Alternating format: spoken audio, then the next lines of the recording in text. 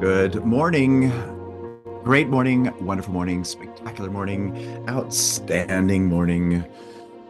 Oh, love starting these calls off this way. The reminder that you get to choose, we all get to choose, we all get to choose what things mean. We get to choose how we're going to maneuver through life. Remember, that's your greatest power. Your ability to choose thoughts, to accept, to reject ideas, to see that everything is fundamentally meaningless and to be able to change those meanings. I mean, think about that power that you have, where you get to engage with this inner world and shape and mold everything to be in accordance with whatever's happening inside the way that you want it to be. See, that's where power is. And it's so important for you to recognize and understand that and to live that way. Remember, you can think what you please. If to think is to form, you can form what you please. You can shape and mold your outer world to be in harmony with something that you've written down with your goal card. Remember, every one of you should have a goal card, something that you've locked into where you've written down your idea in the present tense with gratitude. With that being said, you can externalize this as an outcome if you'll just give it a meaning of importance, if you'll allow yourself to fall in love with the idea. See, you can do that the same way that I can, the same way that all of us can. All right, so what have we been doing? We've been diving into this beautiful book, The Master Key System, and hasn't it been wonderful? Diving into these beautiful gems, tapping into it, using the information. Remember, that's what the name of the game is, right? It's application, baby. It's not about knowing this. That brings up another important thing. It's that the information that's in this book is really passive and static. It's not anything other than is. But when you give it life, when you make it move around in you, that's when it turns dynamic, which is the way that life is, which leads me to another book that we recommend that you get as well, which is The Subconscious Code, which will help you to clear your thought process. With that being said, again, the most important thing is that you use this. Now, I said something here at the beginning of this. You can think what you please. If to think is to form, you can form what you please, which leads us to where we are in this book with where we left off yesterday. You remember this? You can originate thought. And since thoughts are creative, you can create for yourselves the things you desire. See, this is on page 102.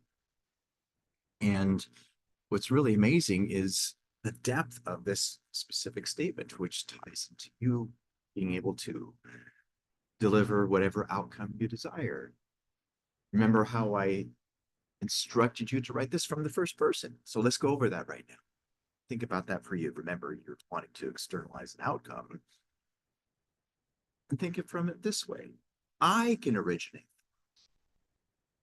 Write that again. I can originate thought. And since thoughts are creative, and they are, this is the only creative force there is, I can create for myself the things I desire. Yes, that's something that you have in you. That's this wonderful capability that you have, of which at the core of it is your greatest power. I can originate thoughts. Since thoughts are creative, I can create for myself the things I desire. I'm just going to sit in that for a moment, the same way I sat in it last time we talked about it, last call. Think, look at the room that you're in right now and all the things that were made. They were made because somebody was dissatisfied, that spark came into play, and they imagined something different. They were loyal to that unseen reality. See, they originated the thought, which then led to the outcome, that result. That's why you're here. That's why your results are the way that they are. It's because the emotional attachment to the idea of which was originated within you. So I'm going to say this again. I love this. I originate. Since thoughts are created, I can create for myself things I desire. Now it's before. Number 5. At least 90% of our mental life is subconscious, so that those who fail to make use of this mental power live within very narrow limits. Now, this number, based from what I've been able to study about myself and also other people, is much higher than 90%. So cool within the subconscious code. There's a section here which ties into the divine in terms of where the power is. And that illustration is actually on page 21 in this book. It's called The Power Divide. I actually think, based from what I've dove into, that it's actually more of a split of 2% and 98%. I mean, just think of your life and examine your life over the last 6 hours, the last 12 hours, and dive into how much conscious thought there actually was. You're going to find that that number is very, very small. With that being said, the whole point is that the overwhelming majority of our mental life is subconscious. It's buried within you. It's rooted in you. And what's interesting is he points out that those who fail to make use of this mental power, make use of this subconscious power, living within very limits. Now, the subconscious can and will solve any problem for us if we know how to direct it. If you learn how to direct your subconscious mind, guess what will happen? You'll be able to solve any problem that you come in contact with. But see, this is where you have to engage with what does direct your subconscious mind. And what directs your subconscious mind is your conscious mind. Remember, that's the thinking mind. That's where you get to accept, reject ideas. See, this is where this wonderful, awesome idea comes into play. This crazy, awesome stick person. What directs the subconscious is the conscious. And within the conscious is your agency, is your ability to accept, reject ideas. And also within this conscious part of your mind is your imagination, your perception, your reason, your will, your memory, your intuition.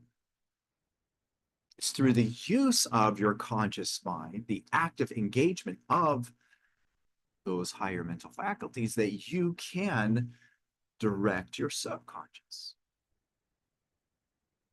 Whatever is held here automatically gets suppressed here. Now remember, your subconscious mind is a loyal servant, but it's not loyal to you. It's loyal to what you've made important. What you've made important is whatever gets suppressed with subconscious mind. Now, the subconscious processes are always at work. It's always working on something. Think about this. Your subconscious mind is always working on something. It's not a matter of whether or not it's working on something. The question is, what is it working on? Know how you know what it's working on? Just pay attention to how you feel. Feelings reveal whatever you're emotionally involved with, whatever ideas you've connected with. With that being said, you can use your feelings as a gauge. Remember, feelings are feedback.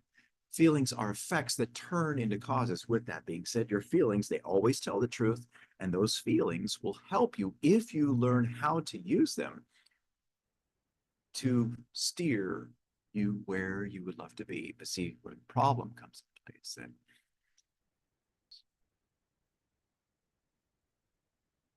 Not understanding that the emotions are there to serve us, help us. But now let's go back to this. The subconscious conscious processes are always at work. The only question is, and this is important,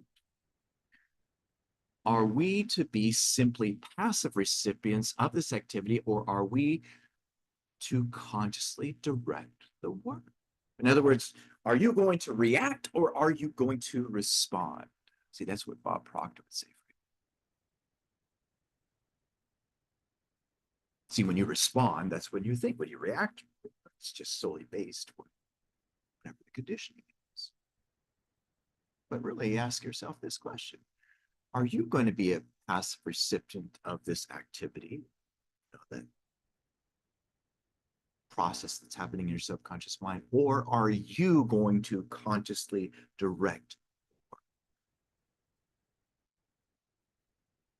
Now, what's interesting is it's the latter that's going to deliver the freedom that you see.